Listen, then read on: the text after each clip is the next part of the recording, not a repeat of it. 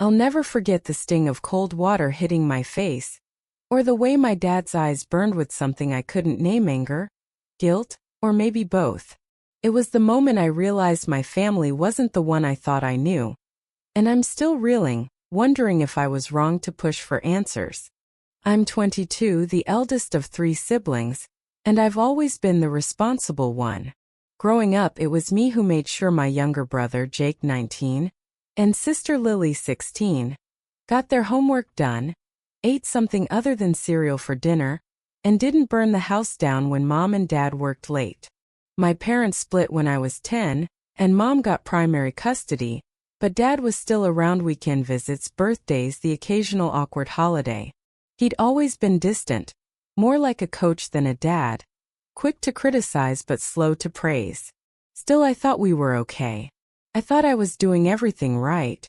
After high school, I stayed local for college to save money, working part-time at a coffee shop while studying nursing. Jake, on the other hand, went straight into a trade school for auto mechanics, which Dad proudly funded.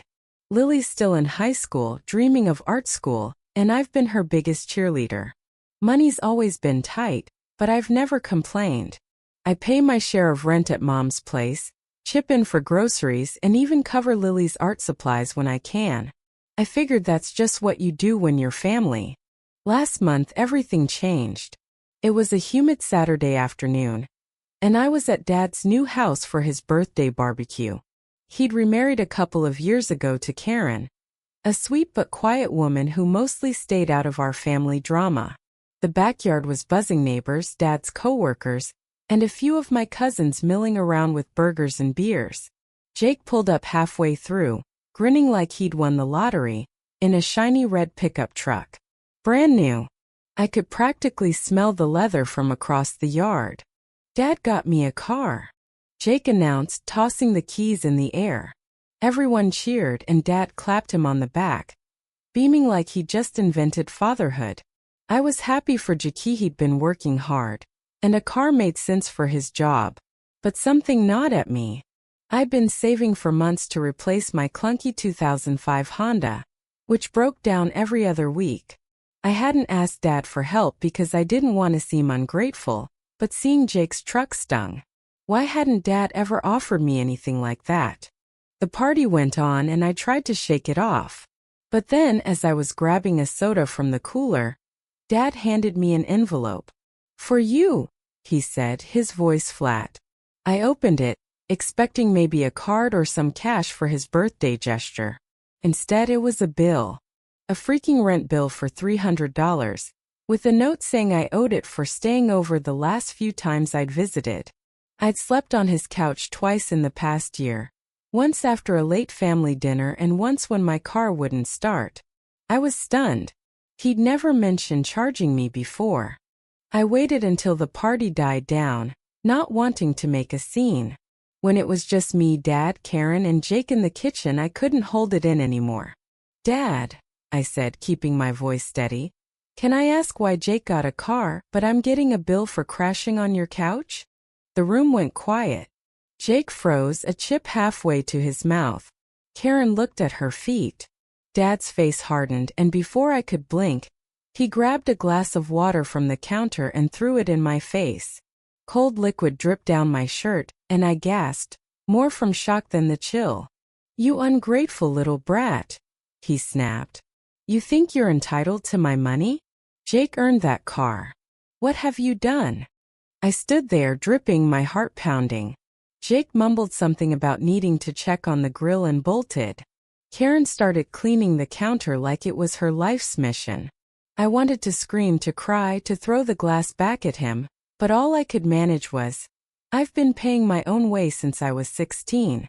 I just wanted to know why." Dad didn't answer. He just pointed to the door and said, "Get out." So I did. I drove home soaked and shaking, replaying the moment in my head. Had I been wrong to ask? Was I really ungrateful? I'd spent years being the good kid, never asking for handouts, and now I was the villain for one question. The next few days were a blur. I didn't tell Mom's got enough on her plate, and I didn't want to drag her into another fight with Dad. Lily noticed I was off and kept asking what was wrong, but I brushed it off. Then a week later I got a text from Karen.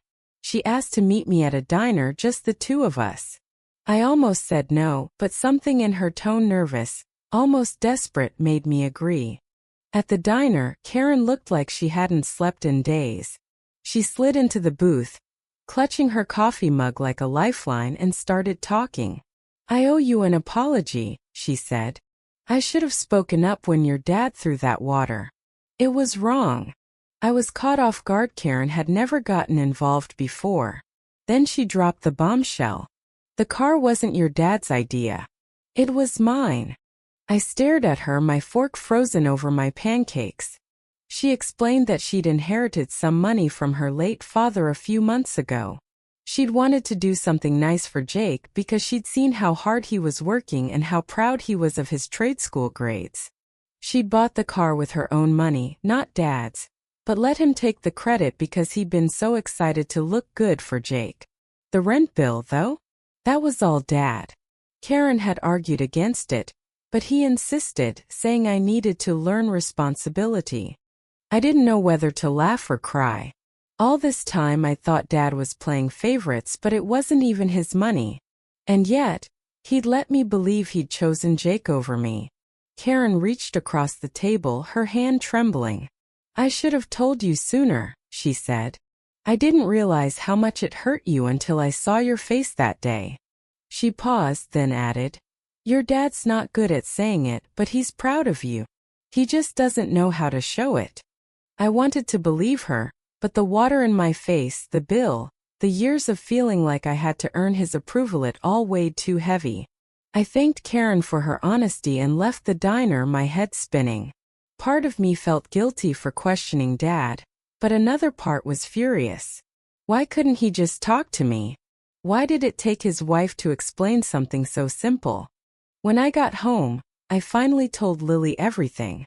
She was livid, ready to call Dad and give him a piece of her mind, but I stopped her. Instead, we stayed up late, painting on some old canvases she had lying around. It was the first time in weeks I'd felt like myself. Lily hugged me and said, "You're the best sister. You don't need his stupid car." It was cheesy, but it made me tear up. Now I'm stuck. I haven't spoken to Dad since the barbecue, and I don't know if I should. Part of me wants to confront him, demand an apology, or at least ask why he thought throwing water at me was okay. But another part wonders if I'm the asshole for questioning him in the first place. Maybe I was entitled, expecting him to treat me the same as Jake. Maybe I should have just paid the bill and kept my mouth shut. Reddit, I'd say, for asking why my brother got a car while I got a rent bill? Or am I just a spoiled kid who doesn't get how the world works? I keep replaying that moment, the water, the silence, the way Jake wouldn't look at me, and I don't know what to feel. All I know is family's supposed to lift you up, not make you feel like you're drowning.